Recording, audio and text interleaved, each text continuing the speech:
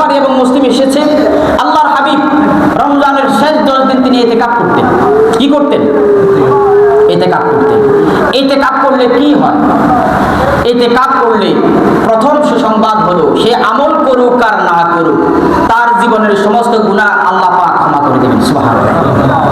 আমল করুক আর না করুক, সে ইতিকাফ করে ঘুমিয়ে পড়ুক, কোনো অসুবিধা নেই। অটোমেটিকলি তার জীবনের যত গুনাহ আছে আল্লাহ পাক সব গুনাহ মাফ করে তাকে বেগুনাহ মাসুম বানাইয়া দেবেন। সুবহানাল্লাহ।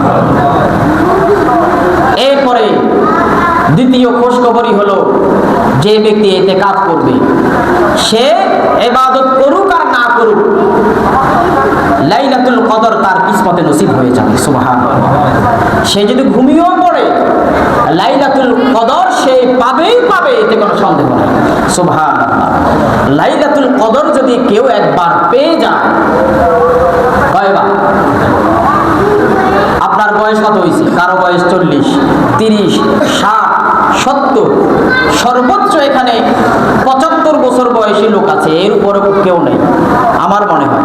75-এর উপরে মনে হয় যেন কেউ নাই। 80 বছর তো নাই, 80 বছরের মানুষ এখন নাই। বড় যেটা থাকলে থাকতো আর কি, উনি তো নাই। যেহেতু উনি নাই, আজকে আসেন নাই, আজকে এই প্রেজেন্টে এই মসজিদে 80 বছর বয়সী কোনো মানুষ নাই। সবে কদর যদি জীবনে একবার কারো কপালে নসিব হয়ে যায়, 83 বছর 4 মাস, কত বছর? 83 বছর 4 মাস দিনের বেলায় রোজা রাখলে, রাতের বেলায় সারা রাত দাঁড়িয়ে দাঁড়িয়ে আল্লাহর ইবাদত করলে যে সওয়াব হয়, সেই সমপরিমাণ সওয়াব আল্লাহ পাক ওই লাইলাতুল কদর পাওয়া ব্যক্তির আমলনামায় দান করে দিবেন। সুবহানাল্লাহ।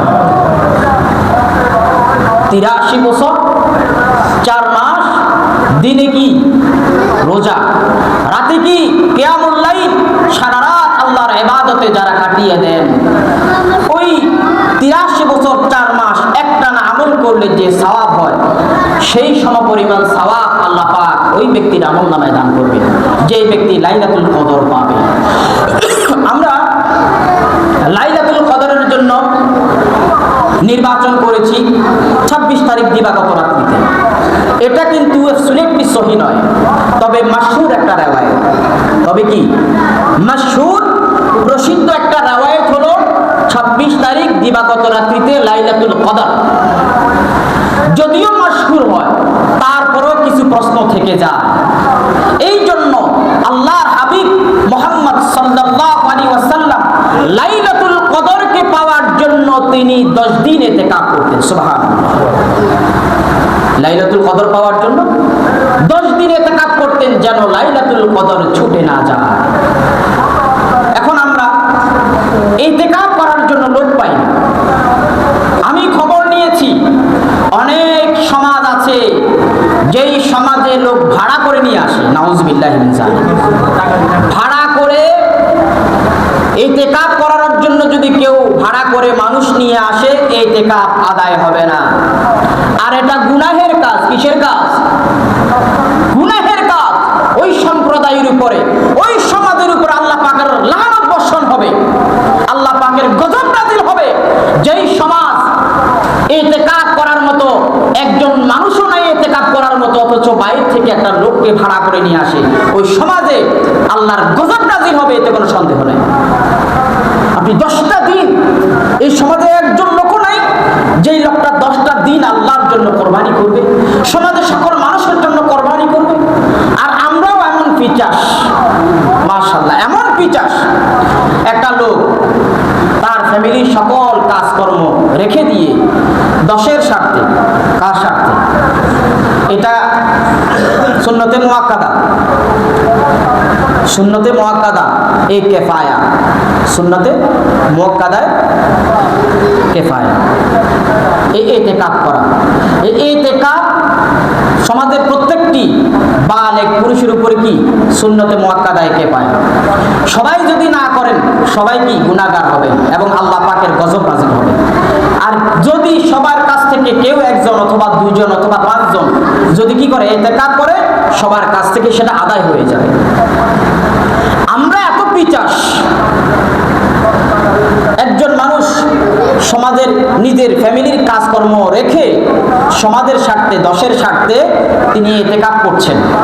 হ্যাঁ, ওটা সওয়াব উনি পাবেন। তারপরেও আমরা এমন হয়ে গেছি, ওই লোকটার খোঁজ খবর পর্যন্ত আমরা নেই না। ওই লোকটার খোঁজ খবর নিতে আমরা রাজি নই। উচিত ছিল, আমি বিভিন্ন সমাজে খোঁজ খবর আমার কাছে আছে যে যারা ইতিকাফ করে সমাজের অনেকে তাদেরকে লুঙ্গি হাদিয়া দেয়, পাঞ্জাবি হাদিয়া দেয়, টুপি হাদিয়া দেয়, এরপরে ইফতারের আয়োজন করে, সাহারির আয়োজন করে দেয়। এরপরে উনি চা খান, তার জন্য চায়ের ব্যবস্থা করে দেন। উনি হয়তো একটু পান খান, তার জন্য একটু পানের ব্যবস্থা করে দেন। আবার সাইয়েন সিগারেটের ব্যবস্থা করে দিয়েন না, মাআযাল্লাহ। উনি একটু সিগারেট খান সামান্য, সওয়াবের আশায় সিগারেট দিবেন না, কথা বুঝলেন? এই রমাদান মোবারক এমন একটা বার্তা নিয়ে এসেছে, যারা সিগারেট খো, সিগারেট থেকে পরিত্রাণ পাওয়ার একটা সুবর্ণ সুযোগ।